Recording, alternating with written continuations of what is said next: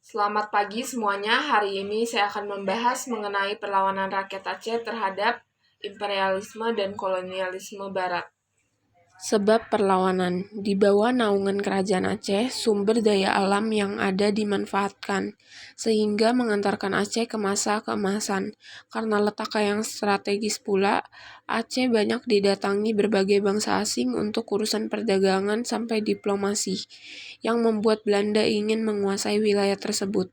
Sekitar tahun 1824, terjadi penandatanganan Traktat London. Perjanjian ini mewajibkan Belanda menghormati kedaulatan Aceh, sehingga mereka tidak berani menduduki kawasan tersebut meski menggebu-gebu pada 1871.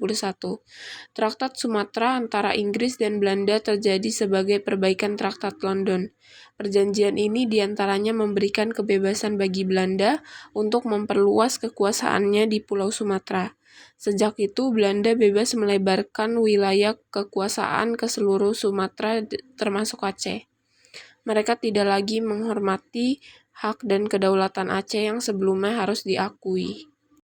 Selanjutnya bentuk perlawanan. Pada tahun 1873, Belanda mengirimkan agresi pertamanya yang dipimpin Mayor Jenderal Kohler. Sesampainya di sana, terjadilah kontak senjata antara pasukan Aceh dan Belanda di daerah pantai barat daya kota pantai Ceureum. Setelah berhari-hari terjadi perlawanan antara keduanya, pasukan Belanda dikalahkan oleh pasukan Aceh, dan Jenderal Kohler tewas dalam pertempuran tersebut.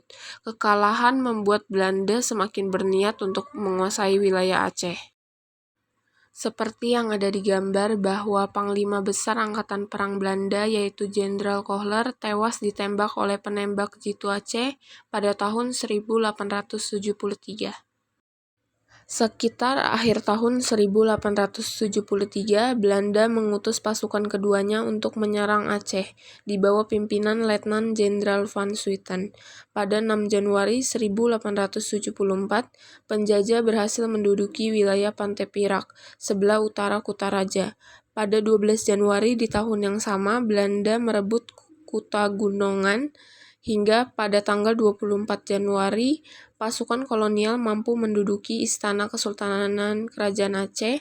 Dengan keberhasilan merebut istana, mereka menyangka bahwa Kerajaan Aceh berhasil ditaklukkan, sehingga Jenderal Van Swieten mengumumkan bahwa wilayah Aceh Besar menjadi milik Belanda pada 31 Januari 1874.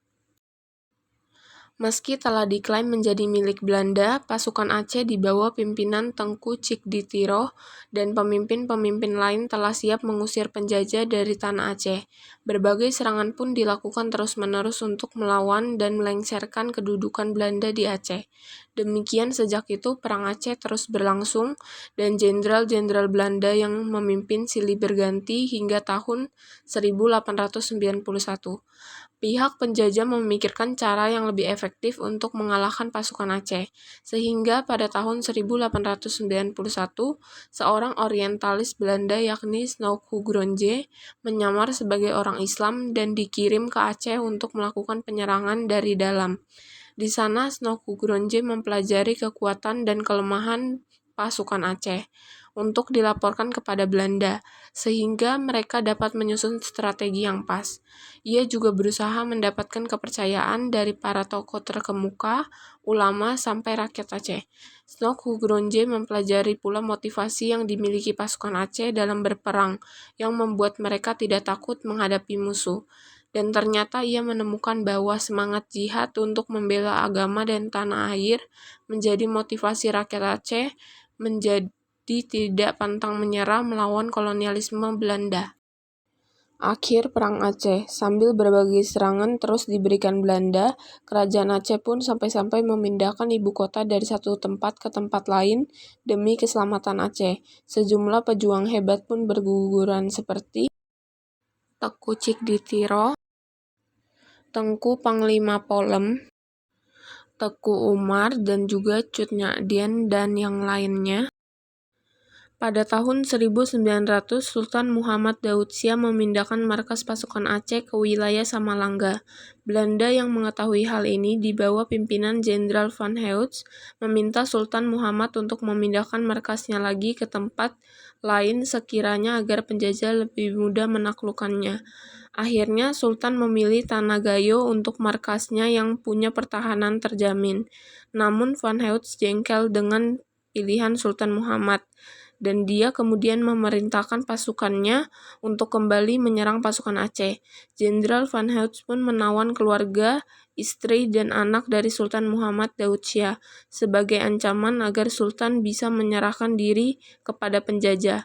Akhirnya Sultan pun menyerahkan diri demi membebaskan keluarganya. Hasil dari Perang Aceh, kemenangan jatuh di tangan Belanda, yang membuat pertama, Sultan Aceh menyerah dan Kesultanan Aceh dibubarkan. Kedua, Belanda menguasai Aceh. Ketiga, kekuasaan Hulai Balang dipulihkan. Keempat, dibentuknya Karesidenan Aceh beserta daerah taklukannya. Kelima, wilayah Aceh menjadi bagian dari Hindia Belanda. Sekian materi yang dapat saya sampaikan. Terima kasih.